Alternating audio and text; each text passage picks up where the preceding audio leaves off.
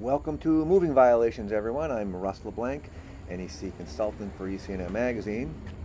Spotted a couple problems with this installation. How are we supposed to get that cover off and get at the wiring in there? It's impossible. You'd have to remove this fence.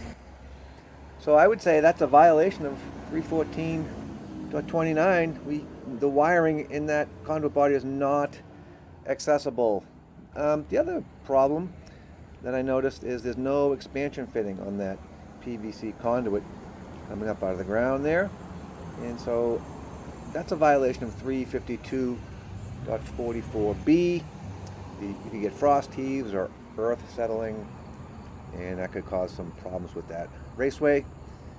But man, look at that. Impossible to get at the wiring in there.